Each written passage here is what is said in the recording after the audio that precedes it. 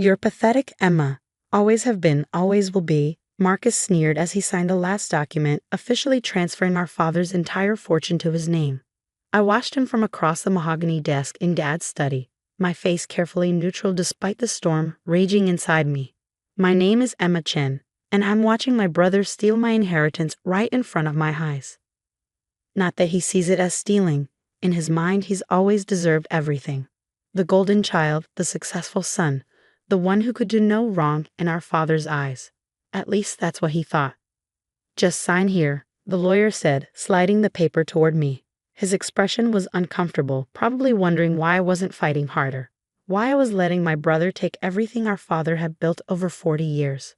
I picked up the pen, its weight feeling strangely light considering what it represented. You're sure about this, Emma? The lawyer asked one last time. Once you sign, the entire estate goes to Marcus. The house, the accounts, the business, everything. Marcus rolled his eyes. She's sure.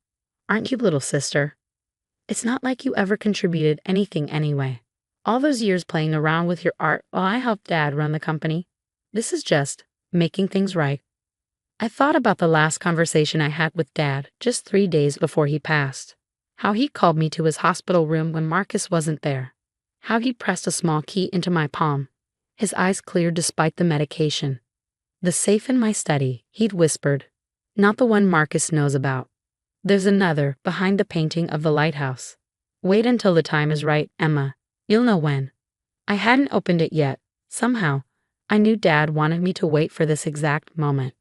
You're right, Marcus, I said, signing my name with a steady hand. Take it all. The money, the house, the company, you deserve it. He didn't even try to hide his triumphant smile as the lawyer gathered the papers. I could see him mentally calculating his newfound wealth. Over 50 million in liquid assets, the family estate worth another 15, and Chen Industries, valued at well over 200 million. I want you out of the house by tomorrow, he said, standing up and straightening his designer suit. Since I'm feeling generous, I'll give you until noon. I nodded, already heading for the door. But I paused at the doorway, unable to resist one last comment. Congratulations, Marcus. I hope it makes you happy. He was already on his phone, probably calling his golf buddies to brag about his victory. He didn't even look up as I left. That night, I waited until the house was quiet. Marcus had gone out to celebrate, probably drinking champagne that cost more than most people's monthly salary. The staff had all gone home, leaving me alone in the massive estate that had been my home for 28 years. I made my way to Dad's study, my footsteps silent on the thick carpet. The painting of the lighthouse had hung there for as long as I could remember. A simple scene of waves crashing against rocky shores, the lighthouse beam cutting through a stormy sky. I'd always loved it, spending hours as a child making up stories about the lighthouse keeper and the ships he guided to safety. Now, I carefully lifted it off the wall, revealing a small wall safe I'd never known existed. My hands shook slightly as I inserted the key Dad had given me. It turned smoothly, and the safe door swung open with a soft click. Inside was a single envelope, thick with documents and a USB drive. On the envelope, in Dad's precise handwriting, was written, "For Emma, when the time is right." I took them both, closed the safe, and rehung the painting. In my room, I opened my laptop and plugged in the USB drive. What I saw made my breath catch. Files, hundreds of them. Financial records, emails, photographs, all documenting years of Marcus's secret dealings, embezzlement, tax fraud, illegal contracts with shell companies. My perfect brother had been stealing from our father for years, hiding his tracks, but never realizing Dad had known all along. But that wasn't all. I opened the envelope next, my hands trembling as I read through document after document. Dad hadn't just known about Marcus's crimes, he'd planned for this exact moment. He created a second company completely separate from Chen Industries, built through careful investments and hidden acquisitions. A company worth even more than the one Marcus had just stolen. And he'd left it all to me. I sat back in my chair, letting out a long breath. All those years Marcus had spent mocking my art career, belittling my choices, thinking I was the family failure. Dad had been watching, learning who his children really were. And he'd made his true choice long before he died. My phone buzzed with a text from Marcus. "Don't forget, out by noon tomorrow." And don't try taking anything valuable. I'll know. I smiled at the screen, thinking about the safe's contents tucked safely in my bag. Don't worry, I typed back. I'm taking exactly what Dad wanted me to have. Let Marcus have his victory for now. Let him think he'd won everything. In just a few weeks, when the quarterly reports came due and the auditors started asking questions, he'd learned the truth. About his crimes. About Dad's real legacy. About the sister he'd always underestimated. I packed a small bag, just clothes, some photos, and my laptop. The rest didn't matter. Tomorrow, Marcus would wake up thinking he owned everything. He didn't know that Dad's real fortune, the one he'd built in secret, was already being transferred to accounts only I could access. I took one last look around my childhood bedroom, remembering all the times Marcus had made me feel small, worthless, less than him. Dad had seen it all, and in the end he'd made sure justice would be served. Goodbye, Marcus, I whispered to the quiet house. Enjoy it while you can. The next morning, I walked out of the family estate without looking back. Marcus had already left for his company, probably eager to start throwing his weight around as the new CEO. He hadn't even bothered to watch me leave. I was already forgotten, just another loose end tied up in his perfect victory. I checked into a modest hotel downtown, not the kind of place Marcus would ever deign to enter.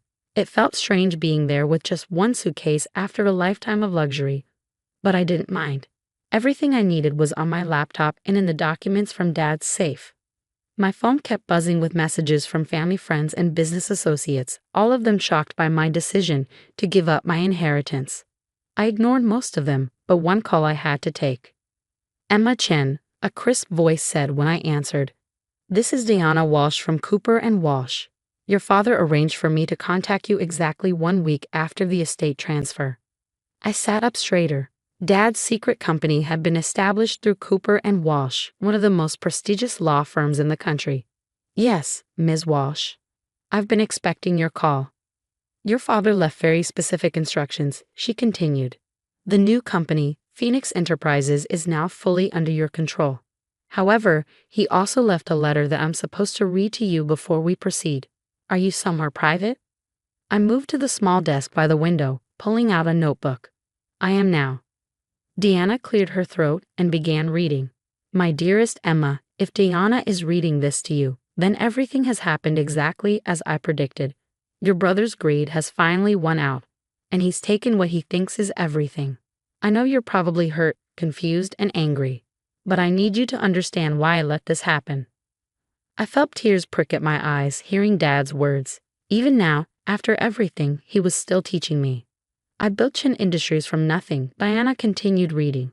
But somewhere along the way, I lost sight of what mattered. I spoiled Marcus, gave him everything he wanted, never taught him the value of hard work or integrity. By the time I realized my mistake, it was too late. He was already stealing from the company, thinking I didn't know. My hand tightened around the phone as Diana read on. But you, Emma, you were different.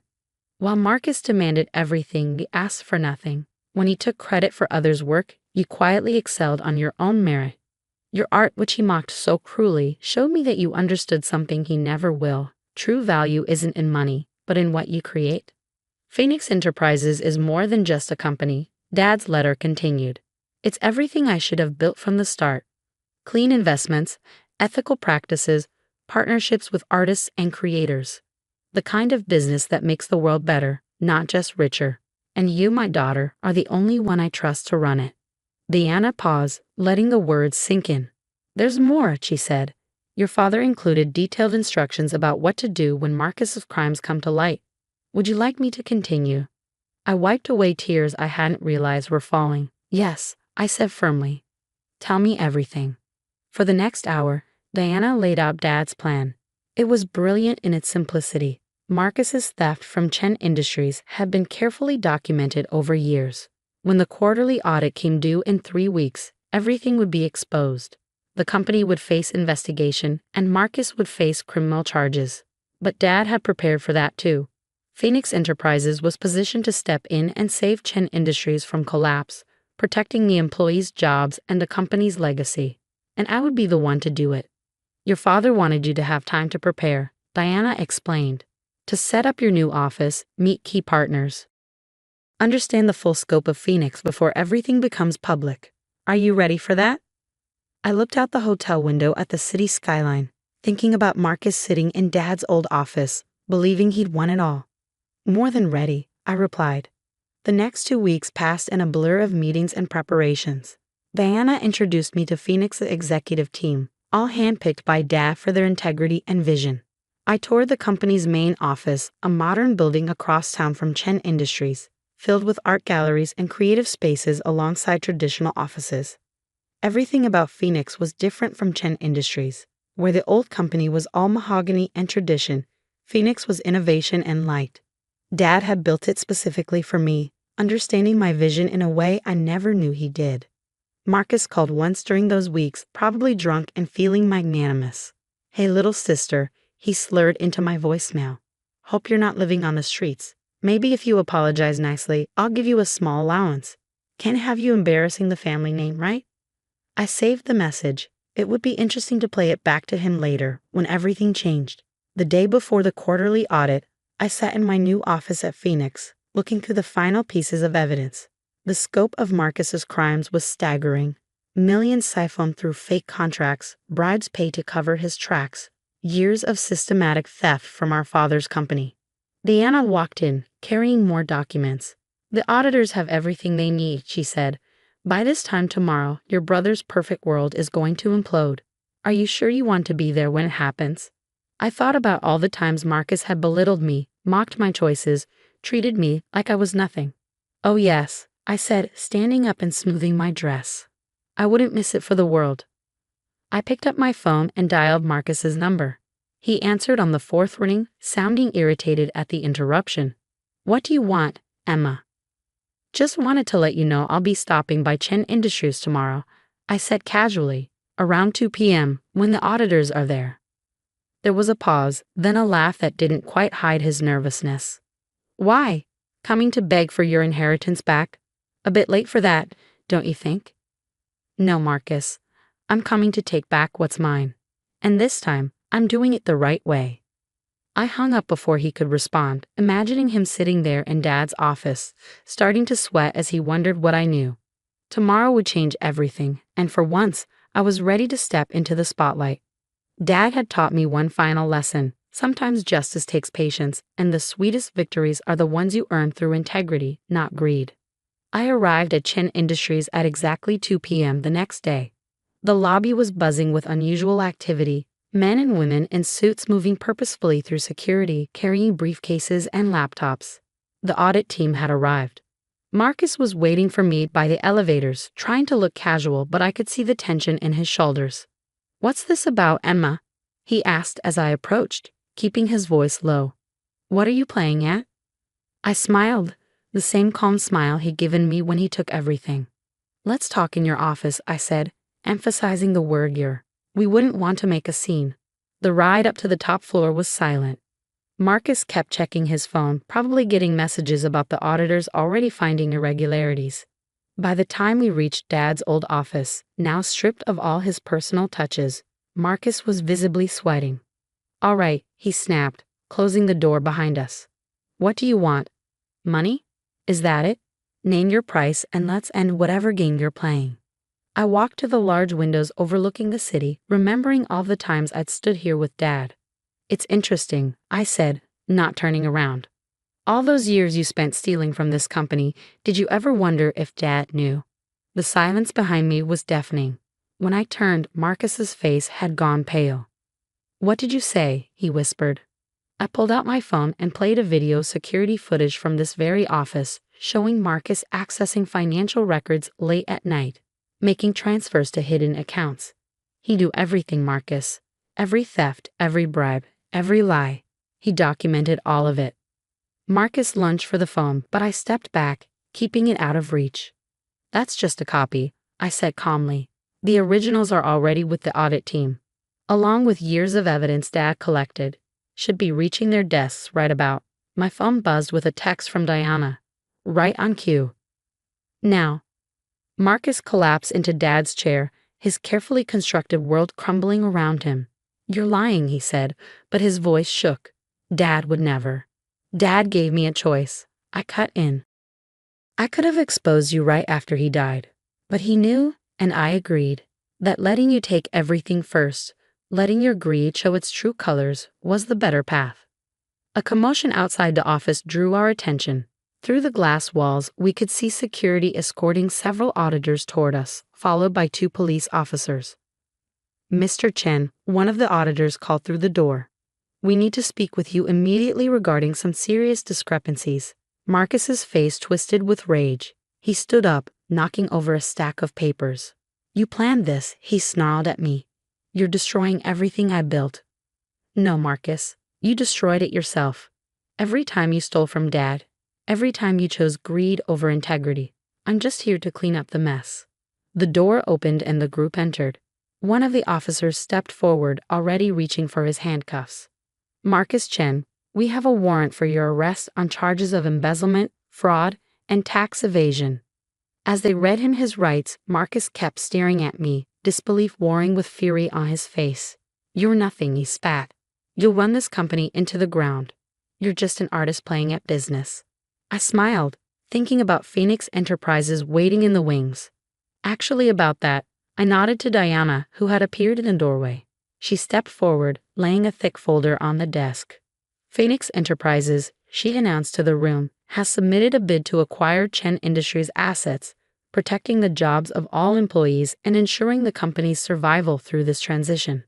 Marcus's eyes widened as understanding finally dawned. Phoenix, that's not possible. I've never even heard of them. That's because Dad built it in secret, I said softly. Built it for me, while you were too busy stealing from him to notice. And now, dear brother, I'm going to take everything you thought you'd won and turn it into something better. As the officers led him away, I sat down in Dad's chair, no, my chair now, and looked at the city sprawling below. The next few months would be challenging, merging the 2 companies, rebuilding trust with employees and clients. But I was ready. My phone buzzed one last time. A message from Diana. Your father would be proud. I thought about the painting of the lighthouse, still hanging in the study at home. Dad had always said it reminded him that even in the darkest storms, there was someone watching, guiding ships to safety. Now I understood. He had been my lighthouse all along, quietly showing me the way while letting me find my own path through the storm. Marcus had chosen greed, believing that money was power. But Dad had taught me the real secret to success: integrity, patience, and the courage to stand up for what's right, even when it means playing the long game. The news of Marcus's arrest and my takeover of both companies spread quickly through the business world. Some called it justice, others called it revenge. But I knew the truth. It was simply the final lesson from a father who had wanted his children to understand the true meaning of legacy. 1 year later, I stood on the stage at the annual Business Awards, accepting the award for Most Innovative Company of the Year. Phoenix Chen Industries, as it was now known, had become a model of ethical business practices, supporting artists and creators while maintaining profitable growth. Marcus watched it all from his prison cell, serving a 10-year sentence for his crimes. He still sent occasional letters, alternating between threats and pleas for help. I kept them all in a folder marked Lessons Learned. The lighthouse painting now hangs in my office at Phoenix Chen Industries. Every time I look at it, I remember Dad's words from that day in the hospital. Wait until the time is right, Emma. You'll know when. He was right. I did know. And now, looking out at the empire I'd built from the ashes of Marcus's greed, I knew something else too. Sometimes the best revenge isn't taking everything from someone who wronged you. It's showing them that they never took anything from you at all. Because in the end, what Dad left me wasn't just the company or money or even justice. He left me the greatest gift of all. The knowledge that I was strong enough to weather any storm and wise enough to be my own lighthouse when the waters got rough.